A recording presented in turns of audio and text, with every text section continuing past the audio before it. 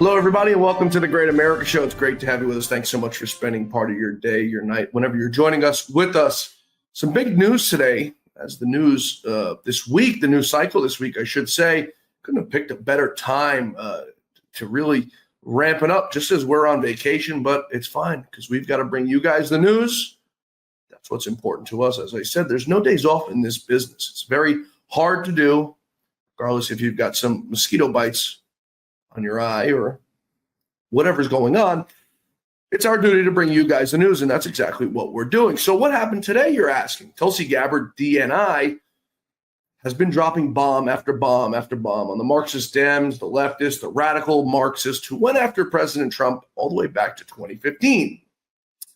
Now, for years, we were told that Donald Trump was an asset of Russia. Anyone who spoke nicely of Putin was an asset of Russia.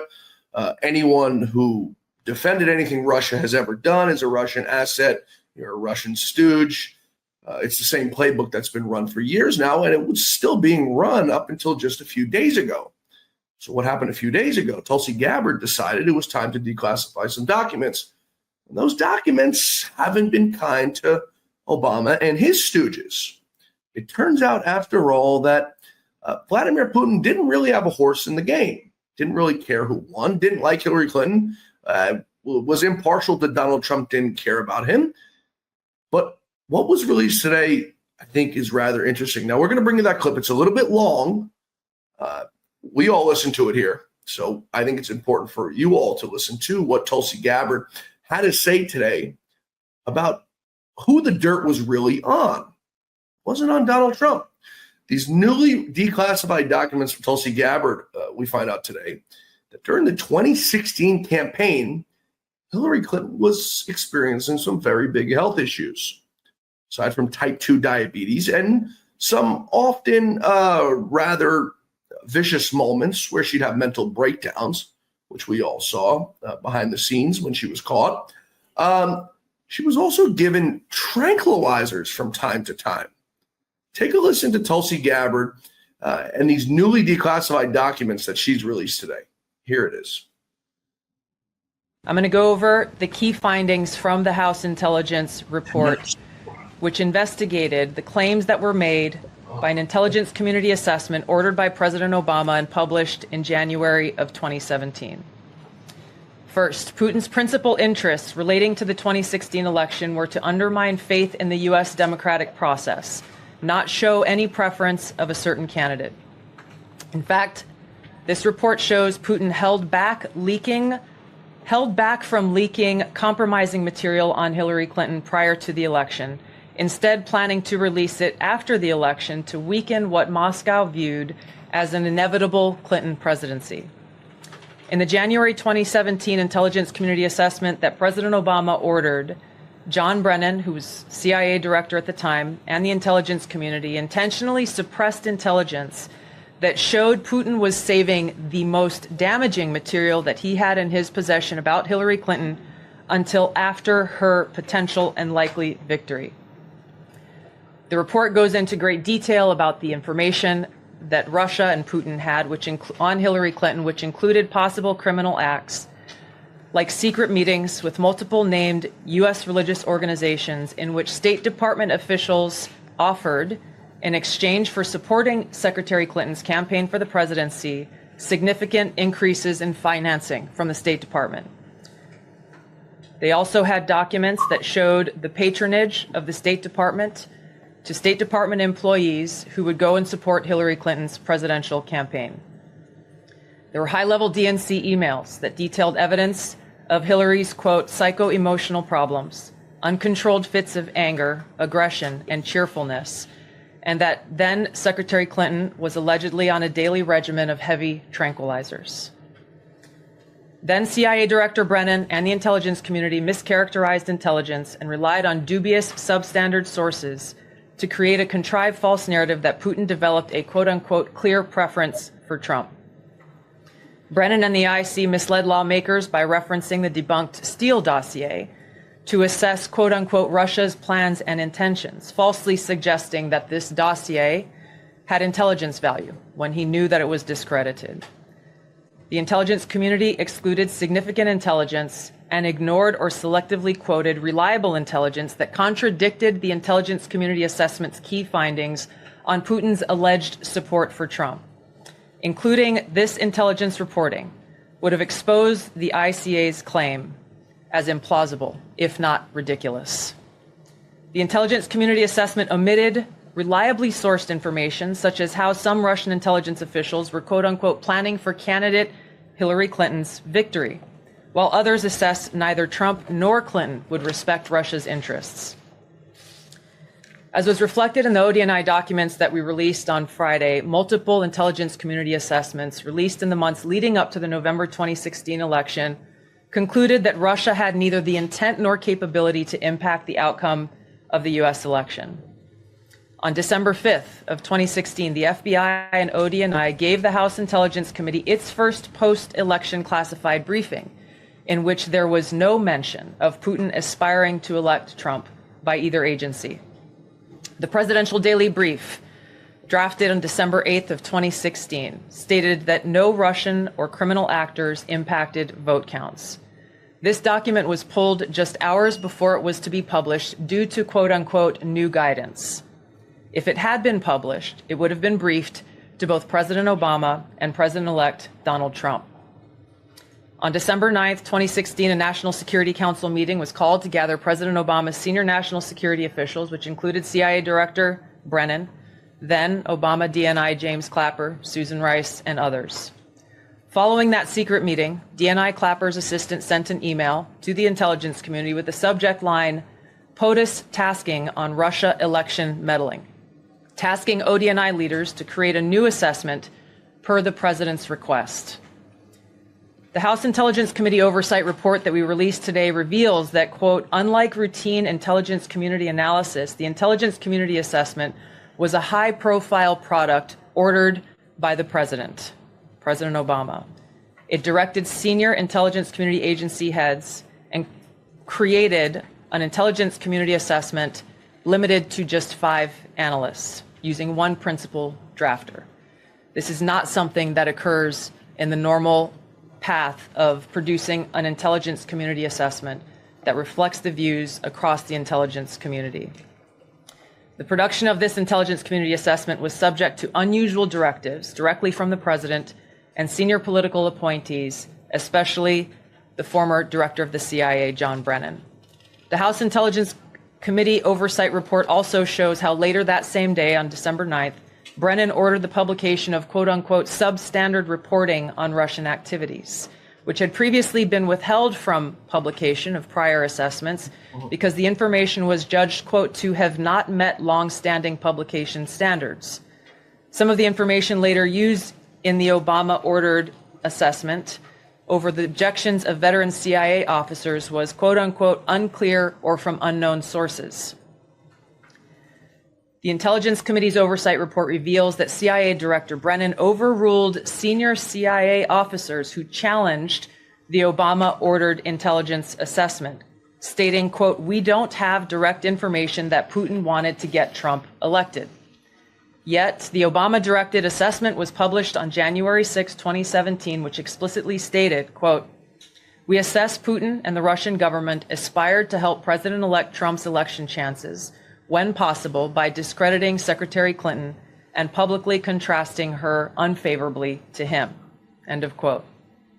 The CIA and FBI, then led by John Brennan and James Comey, expressed high confidence in this judgment, while the NSA expressed moderate confidence.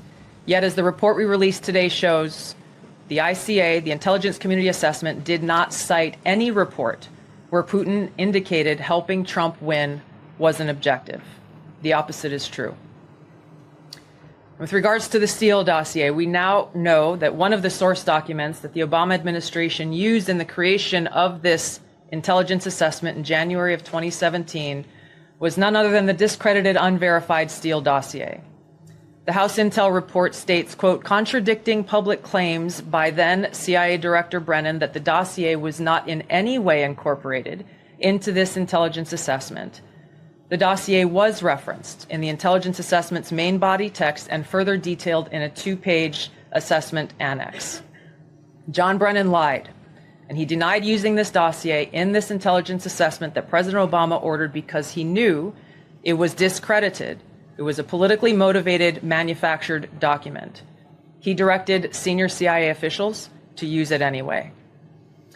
CIA officer told the House Intelligence Committee staff as they investigated this, quote, "The director of the CIA, John Brennan, refused to remove it, and when confronted with the dossier's many flaws, responded, quote, 'Yes, but doesn't it ring true?'" Even the bipartisan Senate Select Committee on Intelligence report published in 2020 criticized the FBI's handling of the Steele dossier, noting its completely unverified nature and purposeful sidestepping of intelligence community procedures in its use. Now, President Obama, Hillary Clinton, John Brennan, James Clapper, James Comey, and others, including their mouthpieces in the media, knowingly lied as they repeated the contrived narrative that was created in this January 2017 intelligence community assessment with high confidence as though it were fact. John Brennan, as CIA director, stated in a memo to his agency staff in December of 2016, saying, quote, "There is strong consensus among us on the scope, nature, and intent of Russian interference in our presidential election." This was reported by NBC News, confirming that Brennan, along with James Clapper and James Comey, agreed with the CIA's assessment that Russia intervened to help Trump win the presidency.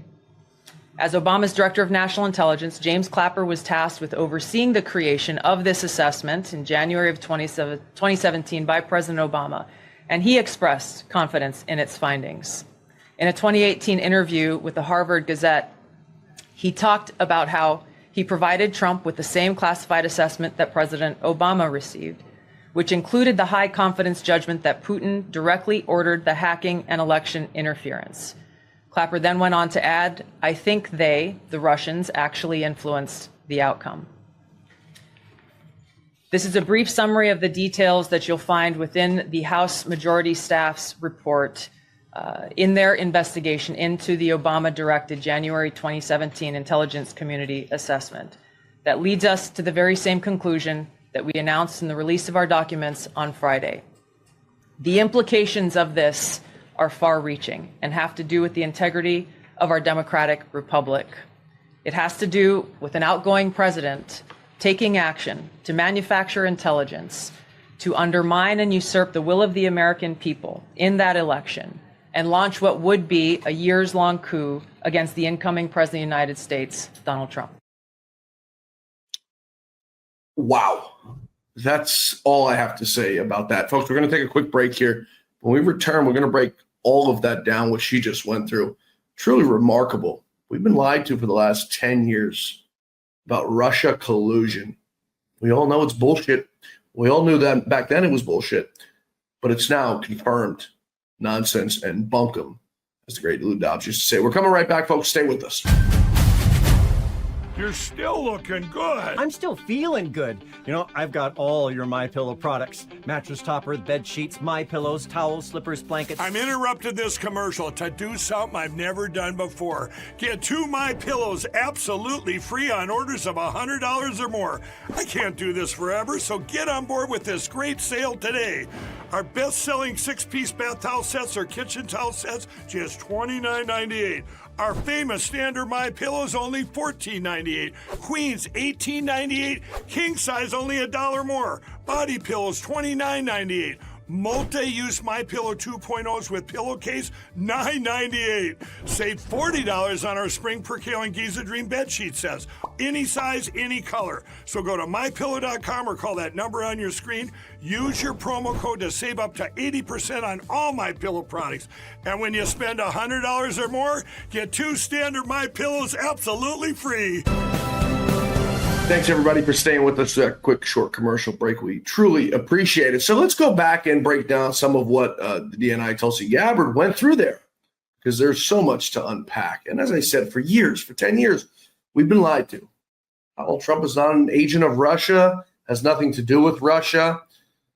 The people who were implicated with Russia, who had to be pardoned, who were subject to Robert Mueller's witch hunt, One of my good friends, the great Roger Stone, was on this show every single week, was one of those people who was brought through hell and back over some nonsensical Russia collusion hoax. So when would these people pay the price for what they've done to this country? A few names you've heard there continuously: John Brennan, James Clapper, James Comey, and Barack Hussein Obama, who we now know was the ringleader of this entire situation. Tulsi especially pointed out Barack Hussein there, saying, quote, "This included possible criminal acts, like secret meetings with multiple organizations in exchange for supporting Secretary Clinton's campaign for presidency. Significant increases in financial support from the State Department." What is that? You've got the State Department of the United States offering certain provisions and certain incentives for a candidate for president of the United States. Now, this is everything they accused Donald Trump of, except with a different country. And you also heard Tulsi point out there that they had documents that showed the patronage of State Department to the State Department employees who would support Hillary Clinton's presidential campaign. If that's not illegal, then I don't know what illegal is. Also pointing out that there were high-level DNC emails that detailed evidence of Hillary's psychotic emotional problems, bits of anger, aggression, cheerfulness, and that Secretary Clinton was allegedly on a regimen of heavy tranquilizers. Imagine that. If you didn't already know or got the sense that Hillary Clinton was by some means bipolar, now you know. Now, Tulsi goes on to say that the evidence they found directly, of course, points to Barack Obama leading the manufacturing of this intelligence assessment of this Trump-Russia collusion hoax. So why has it taken so long to get to the bottom of this? What's taken them so long to find these documents that clearly implicate all of these people? Now, I'm not hopeful that Barack Obama is going to be wheeled out in handcuffs somewhere, because based on everything we've seen in this country over the last 10 years, nobody's held accountable for anything. Hell, we're still waiting for those Epstein files. So it's unlikely. I don't want to get everyone's hopes up, as much as we'd all love to see it. Obama get brought out in handcuffs, because that's what he deserves, being he's the ringleader of a coup, guilty of treason. It's not my words. This is President Trump's words and Tulsi Gabbard's words that I agree with. It's not hyperbole. What about Clapper, a man who helped orchestrate the whole thing, or John Brennan? Paid contributors on CNN and MSNBC running free because they know they're safe. So maybe this time around that will change. James Comey, we saw get a sort of a perp walk. Wasn't real, wasn't genuine, but a little bit of a perp walk when he decided he was going to tweet out an image saying to 8647 to kill President Trump. We found out later that his car and his wife were followed by a detail.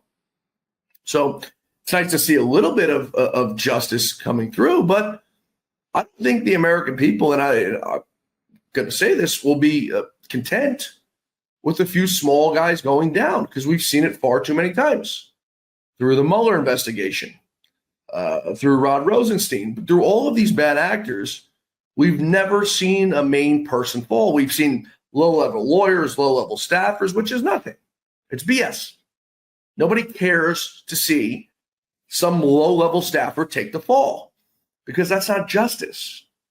If that's the way things are going to continue to go, then these people will continue to do these bad things. If you know there's no repercussion or retribution for you doing treasonous acts or any sort of illegality towards a political candidate, whether it be Republican or Democrat, doesn't matter, then they will continue to try and successfully but also succeed in stealing elections. Now, they tried in 2016, and I believe they were unsuccessful because they didn't take it as serious as I guess they should have, because I think they believed that Trump had no chance of ever winning. And I think that was probably the sentiment across the board, is Donald Trump is this outsider.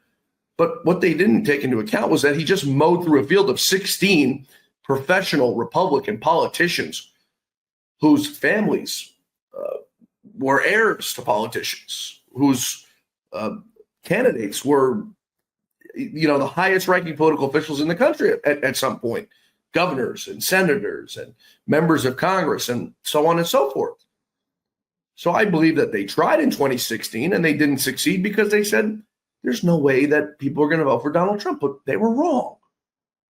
So they progressed and they continued with their nonsense. They progressed and they got worse and they got more maniacal and they got more ridiculous. So they tried again 4 years later in 2020. And those of you who joined us yesterday, you heard us on with Lee Smith, brilliant author, 3 books on this very issue. But you heard Lee Smith lay out yesterday Barack Obama's role, not just in this whole Russia collusion hoax, but Barack Obama's role in mail-in ballots and stealing the 2020 election. So they tried in 2016, but weren't serious. Fast forward 4 years to 2020, where they tried and they succeeded. They stole an election.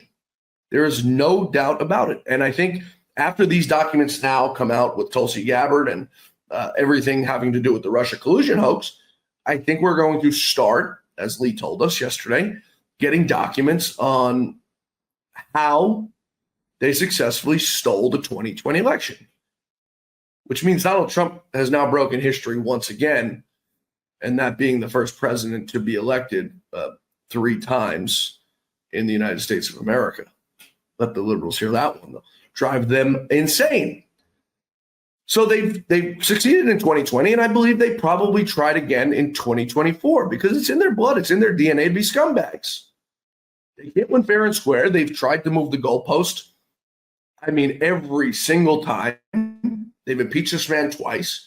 And when they've realized they couldn't beat him, as I said, they've moved the goalpost.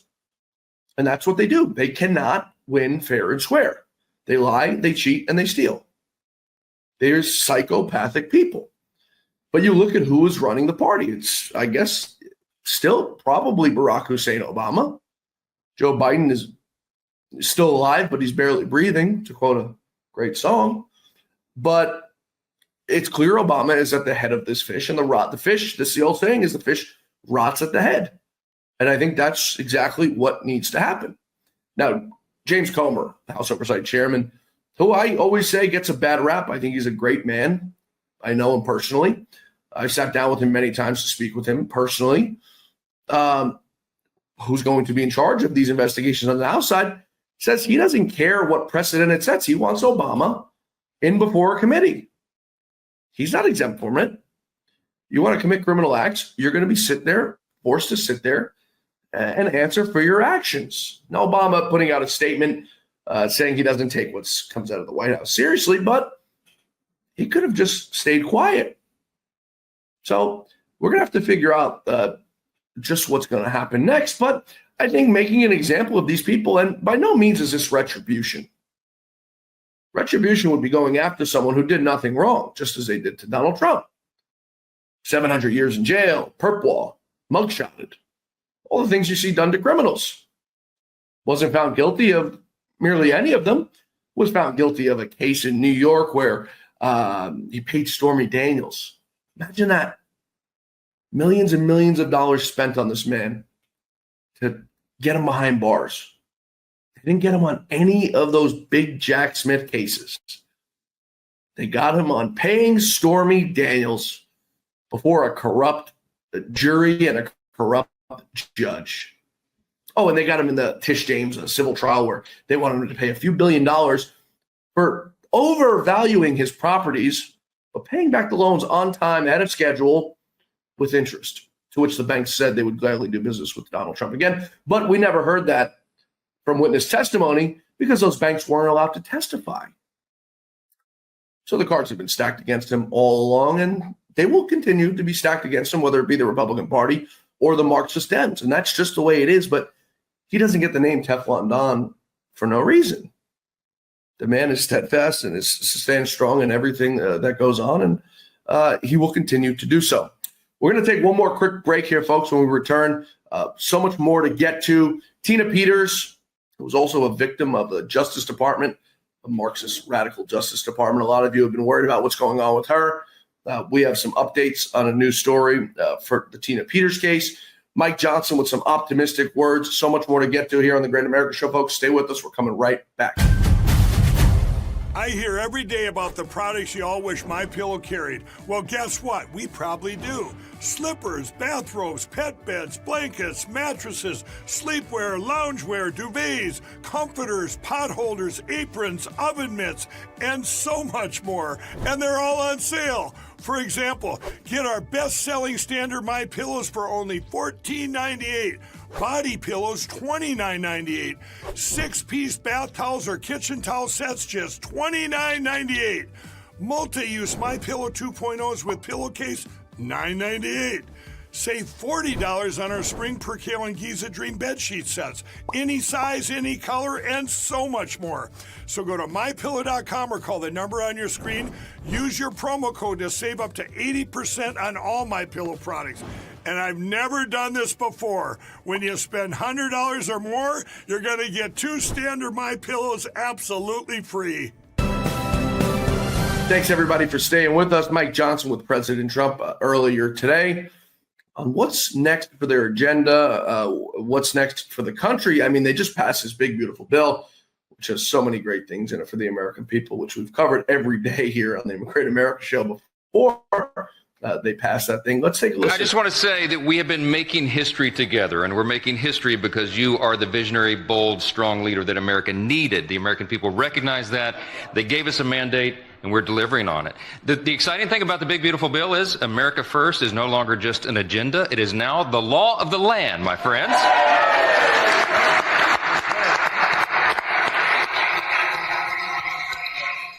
I could go by and name person by person, and I should name their spouses as well. All the members in this room, everybody deserves the credit. They underestimated us all the time, every day, because our margin is so small. But we do not accept that as our fate. We work together. This was prayer and patience and preparation and teamwork that got it done. We began this about a year and a half before that bill was delivered. The deliberate work down in the trenches. I could name the chairman of all of our committees, 11 committees of jurisdiction that worked on the big, beautiful bill. All the members in here who contributed their ideas, their thoughts, their expertise. They gave their heart and soul to it, Mr. President, because they wanted to deliver for you and deliver for the people, and we did it together. And I'm telling you, this is landmark stuff. There's not anything bigger I think we may ever work on ever in this legislative arena, because it may not even be possible, but we did it. And I'm so grateful and I'm so thankful and humbled to work with this group. Mr. President, they are committed to the country as you are. You are the strong leader, the example for us. With your stamina, we know we can never sleep, okay? We've got much more to do to deliver for the people, and we're going to do it. We thank you for the opportunity. Thank you for the celebration. Everybody here deserves it. God bless.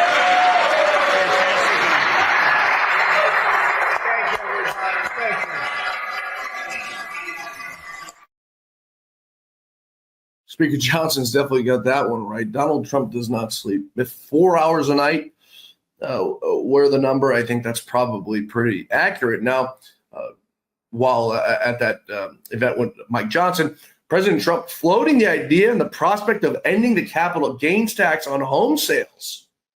That would be pretty remarkable. He says they're thinking about, quote, they're thinking about it, would also unleash, just so you know, lowering the interest rates. If the Fed would lower the rates, we wouldn't even have to do that. However, Trump, as he said, is thinking about no tax on capital gains and on houses, which would, I think, be absolutely massive. Capital gains tax kills a lot of people. And I think by doing so and killing it on houses, you'd probably get a bolstering housing market, which right now is a little bit slow with the interest rates. People simply just cannot afford to be spending 7, 8, 9% on house mortgages. So they're continuing to rent. And you guys all know what's going on with that. So Jerome Powell, I think, probably departs before his term is up. He can't leave soon enough. He's done enough destruction in this country. Before we bring you that update on the Tina Peters case that we promised we were going to bring you, we have some word in just now. A federal judge in Florida this afternoon denied a request from the Trump administration to unseal the grand jury transcripts connected to the investigation of one Jeffrey Epstein. The Department of Justice last week requested that the federal court unseal those documents, citing, quote, extensive public interest, quote, transparency to the American public. Judge Robin L. Rosenberg wrote in her order that the court's, quote, hands are tied, and said that the DOJ failed to outline sufficient arguments to justify unsealing the records according to the order. So it's unclear what the Justice Department does from here on out as it pertains to those documents. If we will get the grand jury materials, I'm not entirely sure. I'm not entirely optimistic, but we certainly deserve them because we've been waiting for them long enough. If there's nothing in them, release them. If there's something in them, release them and do your investigations, as I think you should, as your duty to justice tells you to do. So what was an unexpected, quiet dismissal of Tina Peters' federal habeas corpus petition challenging a state court ruling that denied her bond became one of the most dramatic legal turnarounds in recent memory, as President Trump's attorney, Peter Ticken, and his team delivered a precise, devastating First Amendment argument that stopped the courts in its track. That federal court is in Colorado, and it's now entertaining a jurisdiction under a habeas corpus petition, and they've formally agreed to receive refined constitutional arguments by this Friday, the 25th, focused exclusively on whether Tina Peters is being unlawfully imprisoned for her political speech. Of course, a violation of her First Amendment rights, and if confirmed, could result in her immediate release on bond. Yesterday's hearing was only possible because of all remedies in state court that were used, and they've been exhausted. So the habeas corpus is the next step you go. And it satisfied the procedural requirements for the federal jurisdiction. So Friday is the next hearing on this case, and we could have a massive ruling in Tina Peters, who has been unlawfully and illegally held. Absolute travesty of justice. What's happened to that woman in this country? And Donald Trump has spoken out about it in support of Tina Peters.